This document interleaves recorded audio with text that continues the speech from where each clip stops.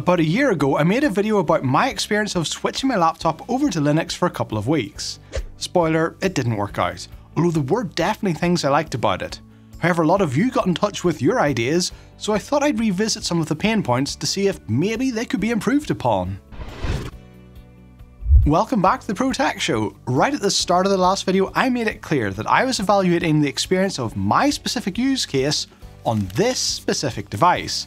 That's still the context we're talking about, so for anyone who suggested that I'd have had a better experience if I bought a new laptop that was sold with Linux support explicitly listed by the manufacturer, or if I stopped interacting with anyone who used Microsoft software, or if I didn't care about encryption, you're right. You also kind of missed the point. It was never Linux or bust, it was, does it do a better job for me than Windows for what I need to do with this laptop? Your experience will obviously be different based on your own requirements and circumstances. There's one element of feedback I'd like to address first. A few people suggested the source of all my problems was that I was using Fedora, and Fedora is far too complicated and difficult. I don't get that at all. Maybe it's because the first Linux system I ever used was Fedora Core back in 2003 or 4. Maybe it's because the majority of the Linux servers I use are Red Hat based. But I don't understand why people have this idea that Fedora is somehow more scary than other distros. For me, it's familiar. I find Ubuntu more confusing. But in any case, my deal-breaking issues were not unique to Fedora. I tested them on more than 10 distros before publishing the video just to be sure, and all of them were the same. That point made, let's talk about my issues. There were a lot of niggles that I shared, but I solved most of them, even if I had to go trawling through the source code to do it. The deal breakers for me were the Office applications and the audio. Now the audio is really interesting.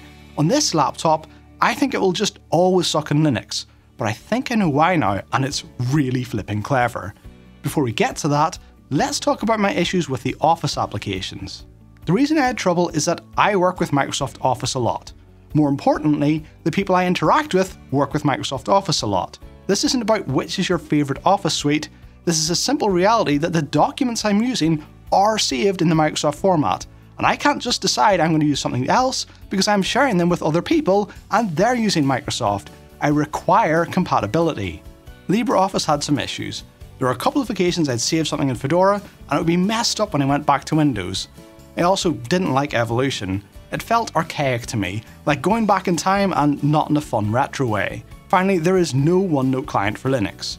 I know there are OneNote alternatives, but I need to share actual OneNote notebooks. For the email client and OneNote, I just use the web apps instead. Some of you suggested Gary, but whilst I agree it does feel more modern, it doesn't have proper support for Microsoft Exchange. And I have mailboxes on 3 different Exchange platforms, so that is an issue for me. Those aren't deal breakers though. I do hate being forced to use web apps, but it's the Word, Excel and PowerPoint compatibility that broke it for me. Some of you suggested that if Microsoft compatibility was really important to me, I should give OnlyOffice a try instead. Then OnlyOffice got in touch to ask if they could sponsor a video. You can see where this is going. I get to try out your suggestion, and OnlyOffice gets to pay for it, so that's a win-win. I'm going to show you a couple of issues that trip me up in LibreOffice and then try them again in OnlyOffice, because some of you genuinely seem to think I was making it up. This way you can go ahead and recreate it at home if you need to prove it to yourself. I'd also like to be clear that I am not trying to make any sort of assertion that one Office suite is categorically better than the other in a general sense. I've not compared these feature for feature to see which is quote unquote the best. I'm only interested in whether my documents open, edit and save reliably. That's what I care about. The first test is an Office 365 user satisfaction survey. I swear I'm not trying to trigger anyone. I wanted to find a spreadsheet that you'd be able to download as well, and I figured that if anyone had a bunch of publicly available Excel files, it was probably Microsoft. So I searched Google for Excel file extensions on Microsoft.com, and this was literally the only result. At least it should be easy to find, right? In any case, this is what it looks like in Microsoft Office. Note the formatting on the table. I'm going to open it in LibreOffice and you'll notice the formatting has disappeared. There's actually a typo here, so I'm going to fix that and save the file. I didn't add the typo, by the way. Download the file yourself, that's all Microsoft. Let's go back to Windows and you'll see that all of the formatting is gone there too. The data is still fine, but if I opened this in LibreOffice, I wouldn't be able to see the formatting, so I wouldn't even be aware of the changes I was making when I saved the file. You can imagine if I was reviewing this for someone, they'd be pretty upset if I nuked their formatting. Now let's give it a go using OnlyOffice.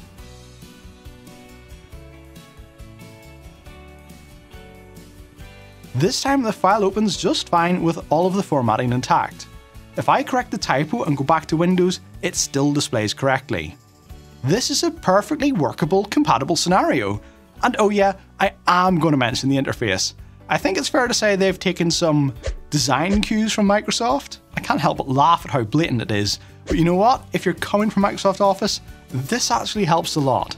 This might be an unpopular opinion, but I like the Microsoft ribbon interface. I know LibreOffice has a ribbon mode as well, but it's not quite the same. OnlyOffice's UI designer, on the other hand, was clearly using tracing paper. They've even matched the colour schemes on the menu bar. Green for Excel, blue for Word, red for PowerPoint. They're clearly trying to make this an easy drop-in replacement for Microsoft Office, and to be honest, it works. I didn't have to spend time looking for buttons. If you're used to Microsoft, they're exactly where you expect them to be. So, good job? Not even sure if I'm complimenting OnlyOffice or Microsoft right now.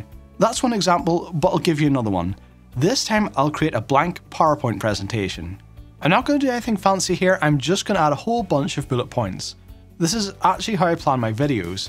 I used to have my laptop set up to prompt me, and whilst I no longer use it like that, I found it just happened to work out that one slide equates to about 1 minute of video if it's at a readable font size on my laptop. Anyways, there's a slide. Let's make another, and this time I'm just going to place a bit of text inside a box. Pretend I'm actually trying to draw something. I've not done anything fancy here. No templates, this is vanilla as it gets. I've not even changed the font. I'd like you to note it's Calibri. That will be important in just a moment. I'll save, then jump over to Fedora and open it in LibreOffice. The first thing I want you to notice is the font. It's Calibri. A lot of you thought that perhaps my problems might be due to missing fonts. And that's a fair suggestion, because out of the box, Fedora won't have the Microsoft fonts installed, and this will cause inconsistencies in how the text gets rendered. That wasn't my problem, but thanks for the suggestion, because I can imagine that does actually happen a lot. In my case, the fonts are installed and everything looks good. I'll add more bullet points to this slide, and to the other one as well. Then I'll save it. Good, no problem. Until I go back to Microsoft land. Now we have a problem. It's a basic example, but I'm sure you can appreciate how this would be an issue if I were to tweak a presentation on Fedora, then load it up on a Windows PC to present it, and suddenly my text is in the wrong place, or it's the wrong size and it's disappeared off the screen or something. Now let's try the same presentation in OnlyOffice. It loads fine. I can add some text here. I can add some text here as well. I save it. Still fine in Windows. Anybody who replied to my last video suggesting I try OnlyOffice, and there were a few of you, award yourself a gold star. That was a good suggestion, and this works for me. OnlyOffice seems to deliver the compatibility I need, and as a bonus it feels modern, and for someone coming from the Microsoft world, it's instantly familiar. I think we solved this problem, now let's talk about the sound. This one's really interesting. As a recap, if you didn't watch or can't remember from the earlier video, this laptop's speakers sound rubbish on Linux. There is no bass at all, and the frequency range is horrible. To be clear, I'm not expecting studio quality sound here, it's a laptop. And an old one at that, which wasn't exactly high-end to begin with. But it sounds fine on Windows.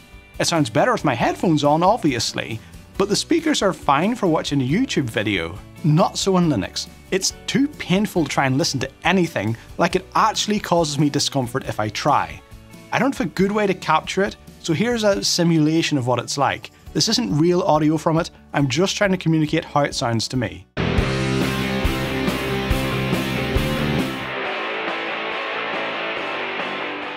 This only applies to the onboard speakers. If I stick my headphones in, it's fine, so Fedora is generating the correct signal. It's also not the case that it's missing a speaker somewhere. I know there have been similar cases where a laptop had a subwoofer that needed some manual tweaking in order to enable it in Linux. That's not what's happening here. I tried fiddling with a manual EQ, but it was pointless. Anything even remotely on the low end just didn't exist, and I don't just mean what you'd normally consider to be bass. A chunk of the mid-range is missing too, so what's going on? How can Windows generate these frequencies but Linux can't? Well, it turns out Windows can't either. The hardware simply isn't capable of it. But if the speakers can't generate the frequencies, how on earth am I able to hear them? The answer is psychoacoustics, or at least I'm 99% convinced it is. I can't take credit here, it was one of you guys who got in touch with this idea.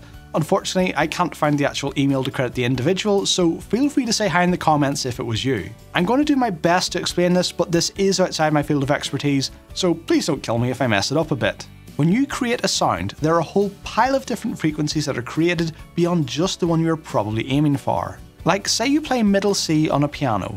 Middle C has a frequency of 256 Hz. If you were to look at the waveform of that middle C audio, there would be a lot of other frequencies there as well as your 256 Hz. These are called harmonics. The 256 Hz is called the fundamental frequency, and the harmonics are multiples of that fundamental frequency. You get this with all instruments, in fact it's the main reason why different instruments have different tones. If you play middle C on a trumpet, then it's still 256 Hz, but you can tell it sounds different in tone to the piano. This is because the mix of harmonics is different. How does this apply to my laptop? Dell and Waves collaborated on the audio for this. Whilst at first I thought there must be some kind of additional proprietary hardware feature that the Linux driver didn't know to activate, it seems like the difference is all in software. The Waves software knows that these speakers are limited in terms of the frequencies they can actually generate. So when you try and play a low frequency sound, the software can look at it and go, nah, that ain't gonna work. What it does then is it says to itself, theoretically, if we were able to play that frequency, what sort of harmonic frequencies might it create? These harmonics are multiples of the fundamental frequency, remember. So although the fundamental frequency is outside the range that the speakers are able to produce, these harmonics aren't. The software then mixes these harmonics into the audio signal to send to the speakers, and what the speakers actually produce is this weird output that has the harmonics without the actual fundamental frequency our application was trying to create in the first place. This is the signal that's hitting my ears. There's still no bass in it, but the magic really happens when my brain starts to interpret it. Your brain is basically an organic computer with autonomous signal processing, filtering, and error correction capabilities. This is how you're able to have a conversation with someone in a crowded room. The audio signal of the other person's voice is being corrupted by background noise, but your brain automatically filters and corrects to help you understand the speech. Back to the laptop. When that weird signal reaches my brain, it recognizes the harmonic pattern. It recognizes that there's a fundamental frequency that should be associated with this pattern, and it basically error corrects the signal so that I perceive the fundamental frequency even though it never actually reaches my ears. The psychoacoustic algorithm is tricking my brain into hearing frequencies that aren't there. When it knows Windows is asking for a frequency the speakers cannot produce, it cheats by creating a pattern for which my brain will fill in the gaps to create the desired sound inside my head. That's really clever, and it works so well, I had no idea these speakers were so useless until I tried to run it on Linux and there was no psychoacoustic magic to trick my brain. Unfortunately, this is highly proprietary. There is no Linux version of this, and Waves dropped their limited support for Linux on the Max Audio software this is based on a long time ago. So the chance of them resurrecting it and then backporting the technology to create a psychoacoustic Linux drivers for a laptop this old, that's not going to happen. So where does that leave me today? Of the deal-breaking problems, we have solved the most impactful one. OnlyOffice lets me jump back and forth between Windows and Linux and share documents with Microsoft Office. That's a win for the core Office apps. The non-core apps, Outlook and OneNote, are still an issue, but they weren't deal-breakers. Having to use Evolution or the web apps is a degradation to my user experience, but remember, we've only talked about problems in this video. In my original video, there were quite a few things I liked about Linux, so whilst this is a degradation, it is cancelled out by the benefits I experienced using Linux. The audio though, I can't do it. It is physically uncomfortable just to watch a YouTube video without Waves' funky brain trickery compensating for the speakers. So Windows is staying, on this laptop at least. It is getting old. There will be future laptops. Future laptops that are not reliant on psychoacoustic black magic. Linux keeps getting closer to being a usable desktop operating system for me. It's not going to replace my desktop computer, I have far too many dependencies there. But my next laptop? I guess you'll have to subscribe to find out. In the meantime, if you're wondering why someone might choose one or the other, here are 5 reasons Microsoft is too good to ignore. And here are 5 reasons Linux is too good to ignore. Be greedy, use both.